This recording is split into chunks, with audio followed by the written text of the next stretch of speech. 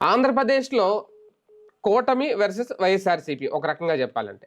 ఈ 3 పార్టీలు, ఇటు ఒక పార్టీ. మధ్యలో మీడియా. ఎవరిని డైవర్ట్ చేయడానికి ఎవరు ట్రాప్ రాజకీయం చేస్తున్నారు అనేది. వాస్తవానికి వైఎస్ఆర్‌సీపీ పీపీపీ విధానాన్ని వ్యతిరేకిస్తూ మెడికల్ కాలేజీలకి సంబంధించి 1,00,00,000 సంతకాల సేకరణ ఏదో మొదలుపెట్టింది. మొన్నటి వరకు దానికి సంబంధించి లేదు 1,00,00,000 సంతకాలు అవ్వలేదు. ఎప్పుడో ఇస్తానన్నారు గవర్నర్‌కి ఇవ్వలేదు అని రాసుకొచ్చారు. ఇప్పుడు అది అయిపోయింది. వీళ్ళు చెప్తున్న లెక్క 1,04,00,000 పైగా ఎన్నో సంతకాలు సేకరించాం.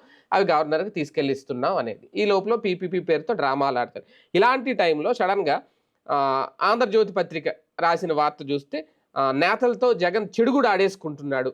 మొత్తం వైసీపీలో ఉన్న నాయకులందరూ వాళ్ళ రాజకీయ భవిష్యత్ అంతా అయోమయంలో పడిపోయింది.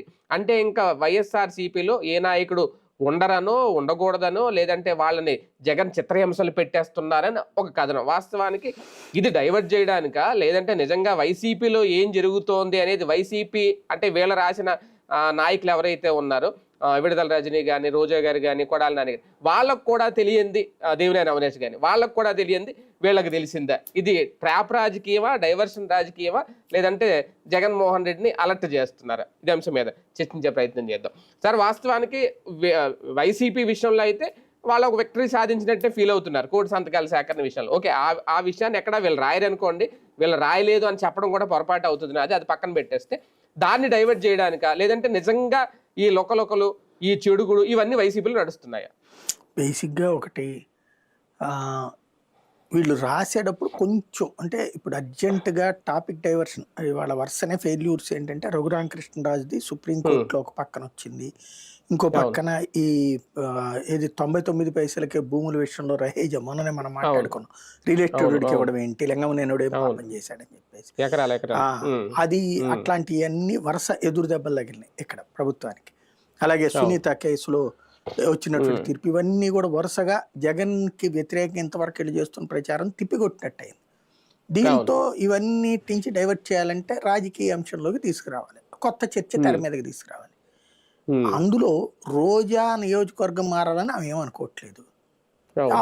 ఆవిడ పేరు పెట్టడంతోనే ఓ తప్పుడు ప్రచారం, అది వేస్ట్ అనమాట వార్త. ఆమె ఎక్కడ సందిగ్ధంలో ఉంది? ఆమె ఎప్పుడు కూడా మిగతా టైంలో ప్రోగ్రాములు చేసుకుంటూ ఉంటుంది, కరెక్ట్గా టైంకి ఎలక్షన్ వ్యవహారం చూసుకుంటుంది. అట్లాగే నియోజకవర్గంలో ఏమేమైతే మేజర్ ఉంటాయో అన్ని చూసుకుంటూనే ఉంటుంది. రోజా గురించి రాయడం తప్పు. అక్కడే ఈ వార్త చచ్చిపోయింది. ఫస్ట్ ఆమె ఏదో భయపడిపోతుంది, వణికిపోతుంది అన్నట్టు. కొంత ఇదివరకు ఇబ్బంది ఉండేది పెద్దిరెడ్డితో ఉన్నటువంటి సందర్భం. ఇప్పుడు తిరుపతి పార్లమెంట్ నియోజకవర్గానికి వచ్చేటప్పటికి కరుణాకర్ రెడ్డి అనుకుంటా దాంట్లో. కాబట్టి ఇంకా అక్కడ ప్రాబ్లం లేదు కదా, అయిపోయింది కదా. ఎందుకు సాగ తీసుకుంటుంది ఆవిడది ఏం ప్రాబ్లం లేదు. లేకపోతే నారాయణ స్వామి తన కూతురికి ఇవ్వమని ఆయనే గొడవ చేస్తున్నాడు. కాబట్టి అది ఇస్తారా లేదా అన్నటువంటి జగన్ తేల్చుకోవాలి. ఆయనతో పాటుగా ఆవిడతో పాటుగా ఎవరు కరుణాకర్ రెడ్డి కొడుకు, చెవిరెడ్డి భాస్కర్ రెడ్డి కొడుకు, అలాగే ఇట్లాగా అనేక మంది కొడుకులు ముందుకు వచ్చారు. పేరు నాని కొడుకు ఇట్లాంటి వాళ్ళు కిందటిసారి తెర మీదకి వచ్చారు. కొంతమందికి ఇచ్చారు, కొంతమందికి ఇవ్వలేదు. కాబట్టి ఇంకా అందులో పక్కన పెట్టేది ఏముంటది? బేసిక్ గా అక్కడ ఒక ఫేక్ ఐటమ్. ఇకపోతే విడుదల రజని ఆల్రెడీ చిలకలూరుపేటలో పని చేసుకోమన్నాడు కదా, ఆవిడ పని చేసుకుంటుంది కదా, ఇచ్చేసారు కదా. అదే ఆవిడికి చిలకలూరుపేట అడిగింది అని చెప్పారు, చిలకలూరుపేట ఇచ్చాడు. ఇంకా రేపలకి మార్చడం అన్నటువంటిది ఎవరు? ఆంధ్రజ్యోతి మార్చింది. అక్కడ జగన్ నుంచి ఏమి స్టేట్మెంట్ రాలేదు, లేదా ఆమెనేం అక్కడ పంపించినటువంటి లేదు. ఒకవేళ రేపు పొద్దున మారాలి అనుకుంటే వాళ్ళు తేల్చుకుంటారు. విడుదల రజనీకి అయితే వాస్తవంగా చిలకలూరుపేటనే మెయిన్ కాన్సన్ట్రేషన్ అనుకుంది. క్రిందసారి గుంటూరు 2 నుంచి పోటీ చేయించారు, దెబ్బతి అన్నది. ఇప్పుడు గుంటూరుకు అంబటి రాంబాబుకి ఇచ్చారు. వాస్తవంగా సత్తెనపల్లిలో ఉండేటువంటి అంబటి రాంబాబు కొన్ని స్ట్రీమ్ లైన్ చేసుకుంటూ 1 by 1 తీసుకొస్తున్నారు. సత్తెనపల్లిలో ఉన్నటువంటి అంబటి రాంబాబు గుంటూరు 2 ఇవ్వడం, అట్లా గుంటూరు 2 అనుకున్నట్టు విడుదల రజనీ చిలకలూరుపేటకు పంపించడం. అట్లాగే అనిల్ కుమార్ యాదవ్ నెల్లూరు జిల్లా నుంచి పోటీ చేస్తానంటున్నాడు. తను నెల్లూరు సిటీ ఇంతకుముందు చేసింది, ఇప్పుడు మొన్నటిసారి ముస్లిం లీగ్ సీట్ ఇచ్చాడు కదా. కాబట్టి జగన్ దాన్ని అతను వెంకటగిరి అసెంబ్లీ నియోజకవర్గం ఆశిస్తున్నాడు. వెంకటగిరి అసెంబ్లీ నియోజకవర్గం నేదురుమల్లి జనార్దన్ రెడ్డి కొడుకున్నాడు. నేదురుమల్లి జనార్దన్ రెడ్డి కొడుకుని ఎంపీగా పంపించడమా లేదా అన్నటువంటి జగన్ నిర్ణయం తీసుకోవాలి. ఎందుకంటే నేదురుమల్లి జనార్దన్ రెడ్డి కూడా ఎమ్మెల్యేగానే గెలిచాడు, ఎంపీగానే గెలిచాడు. వైజాగ్ ఎంపీగా లేకపోతే నెల్లూరు ఎంపీగా ఇట్లా కంటెస్ట్ చేసినటువంటి సందర్భాలు. అదే వెంకటగిరికి వేశారు. ఆ వెంకటగిరి సీటు అనిల్ కుమార్ యాదవ్ అడుగుతున్నాడు. ఇటు నేదురుమల్లి జనార్దన్ రెడ్డి అతన్ని ఎంపీగా పెడితే బాగుంటుంది అన్నటువంటిది అనిల్ యాదవ్ జగన్ దగ్గర చెప్పుకొస్తున్నటువంటిది. నర్సరావుపేట పార్లమెంటు సీట్కి ఎత్తుక్కోవాలి ఇప్పుడు అక్కడ. ఇట్లాగ రకాలు ఉన్నాయి, ప్రతి దాంట్లో కూడా పాజిటివ్స్ ఉన్నాయి, నెగిటివ్స్ ఉన్నాయి. సరిగ్గా ఆచరణ ఏంటి అన్నటువంటిది చూసుకోవాలి. కొన్ని తేడాలు ఉంటాయి, కొన్ని సక్సెస్లు నడుస్తుంటాయి. కిందసారి 80 మందిని మార్చి దెబ్బతిన్నాడు జగన్మోహన్ రెడ్డి. ఈసారి అందులో కొంతమందికి మళ్ళీ పాత ప్లేసులు ఇప్పుడు లైక్ వెల్లంపల్లిని విజయవాడ వెస్ట్ నుంచి చేస్తాడా లేదా, ఇలాంటి రాయొచ్చు. వెల్లంపల్లి భవిష్యత్తు ఏంటి, అక్కడ పక్కన అతని పేరేంటి మహేష్ ఎవరు ఉన్నారు కదా, అతను తిరుగుతున్నాడు, జనసేన నుంచి వచ్చినటువంటి అతను, నగరాల సామాజిక వర్గానికి సంబంధించిన వ్యక్తి. ఇతనేం వైశ్యాసు, నగరాలు వైశ్యాసు పోటాపోటీగా ఉంటారు అక్కడ. ఇట్లాంటి సందర్భంలో ఏం చేస్తారు? వాస్తవంగా వైశ్య సామాజిక వర్గం నుంచి వీళ్ళ దాంట్లో ఉన్నటువంటి ఏకైక నాయకుడు వెల్లంపల్లి, అతన్ని పక్కన పెట్టి చేస్తారా? అతని కిందసారి అనవసరంగా సెంట్రల్కి తీసుకెళ్లారు, అతన్ని అక్కడ పెడితే ఎట్లా ఉంటుంది? ఇప్పుడు సెంట్రల్ నియోజకవర్గంలో రంగా గారి అమ్మాయి పేరు వినబడుతుంది, రాధా కాకుండా రంగా గారి అమ్మాయి పేరు, లేకపోతే మల్లాది విష్ణుకే ఇస్తారా? ఇట్లాంటివి రాయొచ్చు. మల్లాది విష్ణు పేరు రాయొచ్చు, వెల్లంపల్లి పేరు రాయొచ్చు. ఇట్లాంటి కొడాల నాని పేరు రాసి అంతకంటే వేరితనం లేదు. వార్త ఏదో రాయాలని రాశారనడానికి సాక్ష్యం అది. కొడాల నాని గుడివాడ విషయంలో ఎక్కడ తేడా ఉంది, ఇంకెవడున్నాడని అక్కడ పోటీకి, నాని ఇంకో చోటకి ఎక్కడికి పోమ్మనమంటారు. కాబట్టి ఏదో గుడ్డ దిశలో పడ్డట్టు రాసి పడేశారు. ఎందుకు అడుగుతారు? అది కంకిపాడు లాంటిది అనమాట. సుదీర్ఘకాలం పాటు తెలుగుదేశం పార్టీని గెలుస్తూ వచ్చేది కంకిపాడు ఎప్పుడు కూడా. పాప ఆయన మీద ఎప్పుడు ఆ నాగేశ్వరరావు ఆయన ఓడిపోతానే ఉండేవాడు, ఎలమంచల నాగేశ్వరరావు. 27 సంవత్సరాల తర్వాత ఈయన నెహ్రూ వెళ్ళి కాంగ్రెస్లోకి వెళ్ళి ఆయన తెలుగుదేశంలోకి వస్తే అప్పుడు మళ్ళీ తెలుగుదేశం తరఫున ఆయనే గెలిచాడు, నెహ్రూ గెలవలేదు అప్పుడు కూడా. అంటే అది అట్లా ఫిక్స్డ్ సీట్ అయిపోయింది. ఇప్పుడు ఆ కంకిపాడునే చీల్చి పెనమలూరుగా చేసింది. పెనమలూరు ఈ రోజు వరకు వైసీపీ గెలవలేదు అక్కడ. మధ్యలో ఈయన గెలిచినట్టున్నాడు కదా, పార్థసారథి గెలిచారు. కాబట్టి మొత్తం 3 టర్మ్స్ లో ఒకసారి పార్థసారథి గెలిచారు, ఒకసారి తెలుగుదేశం గెలిచారు, 2 సార్లు తెలుగుదేశం గెలిచింది అక్కడ. కాబట్టి అక్కడ పెనమలూరుకు సంబంధించినంత వరకు ఇతను అడిగితే ఇస్తారు, వాళ్ళకి పెద్ద ప్రాబ్లం లేదు, ఎందుకంటే సరైన క్యాండిడేట్ కూడా లేదు పెనమలూరు. కానీ అప్పుడు విజయవాడ ఈస్ట్ ఏం చేస్తాడు, ఇతను విజయవాడ ఈస్ట్ మీద సీరియస్ గా కాన్సన్ట్రేట్ చేసుకున్నటువంటి వ్యక్తి. అయితే గద్దె రామ్మోహన్ కాబట్టి టైమ్స్ ఉంటాయి, ఒక్కొక్కసారి అది చూడాలి అనేది. కోటి సంతకాల సేకరణ విషయంలో కూటమి ప్రభుత్వం భయపడుతుందా? అందుకే డైవర్షన్ పాలిటిక్స్ సార్. ఖచ్చితంగా. అంటే పబ్లిక్ ప్రైవేట్ పార్టిసిపేషన్ గురించి నిన్న కూడా ఉపన్యాసాలు ఇచ్చారు చంద్రబాబు గారు. అది ప్రభుత్వ ఆజిమాయిషీనే అని. మెడికల్ కాలేజీలు, ఇంజనీరింగ్ కాలేజీలు, లేకపోతే డిగ్రీ కాలేజీలు, ఇంటర్మీడియట్ కాలేజీలు మీద ప్రభుత్వ ఆజిమాయిషీ కాకపోతే ఆఫ్ఘనిస్తాన్ నోడు దీని బంగ్లాదేశ్ ఆజిమాయిషీ ఉంటుందా ఏంది? లేకపోతే సెంట్రల్ ఆజిమాయిషీ ఉంటుందా? ప్రతి దాని మీద ఆజిమాయిషీ వాళ్ళదే ఉంటుంది. అదేమంటే నిర్వహణ వాళ్ళకి అప్పచెప్తాం, ప్రైవేట్ నిర్వహిస్తారు మిగతాదంతా.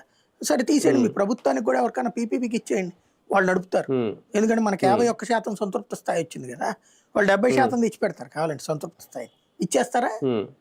మీ ప్రభుత్వం ఏమో పీపీపీ నడవక్కర్లేదా? మెడికల్ కాలేజీలు పీపీపీ నడవాలి, అది ప్రైవేట్ కాదా?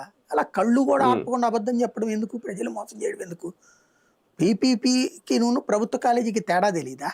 ప్రభుత్వ కాలేజీలో అంతా ప్రభుత్వ ఉద్యోగాలే ఉంటాయి, అలాగే నిర్వహణ ప్రభుత్వమే చేస్తుంది. దాంట్లో తేడాలు ఉంటాయి. ఇప్పుడు దాంట్లో శానిటేషన్ ప్రైవేట్ వాళ్ళకి ఇచ్చారు, నేను ఒప్పుకుంటా, ఈ మనీ చెప్తా. లేకపోతే అదేదో ఇవి ఉంటాయి కదా, ఎక్స్రేనో ఇంకో మిషన్ ఎవరో ఉంటాయి కదా, అవి వాటి నిర్వహణ ప్రైవేట్ వాడికి, ఎందుకంటే వాడు బాధ్యత తీసుకుంటాడు, లేకపోతే ఆ నెల తీయచ్చు మనం. అలాంటివి నేను కూడా అబ్జెక్షన్ చేయను, తప్పు చెప్పను కూడా. కానీ మెడికల్ కాలేజీ అడ్మినిస్ట్రేషన్ సీట్స్ పరంగా నువ్వు ఎప్పుడైతే ప్రైవేట్ వాడి చేతికి అప్పు చెప్పావో నీ చేతిలో ఏం లేదు ఇక. ఇంకోటి, ఇప్పుడు నారాయణ వాళ్ళకి కూడా మెడికల్ కాలేజీలు ఉన్నాయి కదా, వాళ్ళు ఎట్ట కట్టుకున్నారు? ఒక చోట భూమి కొనుక్కున్నారు, డబ్బులు పెట్టి బిల్డింగ్ కట్టుకున్నారు, ల్యాబులు పెట్టుకున్నారు, ఆ తర్వాత సీట్లు అమ్ముకున్నారు వాళ్ళు, అంతే కదా. మరి నువ్వెందుకు ఇక్కడ అవన్నీ నీ ప్రభుత్వపు ఆస్తిని తీసుకెళ్ళి వాడికి ఎవరికో ఇచ్చి వాడి చేతికి లాభం చేకూర్చడం ఏంటి? ప్రజలకి ఏం లాభం పీపీపీ వల్ల? పైగా జనరల్ కేటగిరీ సీట్లో 16,000 రూపాయల ఫీజు, ఇందులో 30 లక్షలు 20 లక్షలు ఉంది ఫీజు. ఇదివరకు సెల్ఫ్ ఫైనాన్సింగ్ అని 50% సీట్లు రిజర్వేషన్లు పోను, మిగిలిన సీట్లలో 50% సెల్ఫ్ ఫైనాన్సింగ్ అన్నందుకే తిట్టింది తిట్టకుండా తిడుతూ దోపిడీదారు, దుర్మార్గుడు, మానవత్వం తెలియనోడు అని చెప్పి తిట్టిపోశారు. ఇప్పుడు అదే పరిస్థితి మన దగ్గరకు వచ్చేటప్పుడు రివర్స్ ఎందుకు అవుతుంది? పీపీపీ అంటే తప్పు లేదని, పైగా రోడ్లు పీపీపీ కింద ఇస్తారు, అది తెలియట్లేదా ఎవరికి వాళ్ళకి ఇస్తారని ఉంటుంది. రోడ్డుని ఎవడో తీసుకుపోలేడు, అది కాలేజీని అమ్ముకుంటారు. ఇంకోటి, రోడ్డు మీదన నువ్వేనా వెనక్కి తీసుకోగలిగావు హైవేలు? హైవేలన్నీ ప్రభుత్వం ఆజిమాయిషీలోనే ఉంటాయి. కానీ ప్రభుత్వం ఎప్పుడన్నా ఏమైనా పేకగలిగింది అక్కడ? టెండరు, మనం టోల్ గేటు తింటమేగా. అంటే ప్రైవేట్ కూడా తినబెడతారనమాట రేపు పొద్దున్న ప్రైవేట్ రోడ్లు కూడా. అది కేంద్ర ప్రభుత్వం డబ్బులు 20 కోట్లు, మిగతాదంతా వాడిదే, కాంట్రాక్ట్. కానీ ఇక్కడేమో రోడ్డు డబ్బులంతా ప్రభుత్వం ఇస్తుంది, నడిపేదేమో ప్రైవేటుడా. ఏం ధోరణి ఇది? ఏం వ్యవహార శైలి?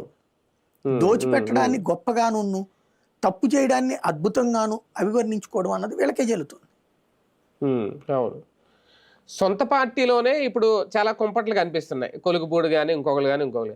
దాన్ని వదిలేసి వైసీపీకి సంబంధించి ఈ తరహా వార్తలు రాయడం అంటే ఇదొక ఏమన్నా పొలిటికల్ మైండ్ గేమ్ ఏమన్నా మొదలు పెట్టారా వైసీపీ నేతలకు ట్రాప్ వేయడానికి? అంతే, అది క్లియర్. డైవర్ట్ చేయడానికి, ప్లస్ భయోత్పాతాన్ని సృష్టించారు.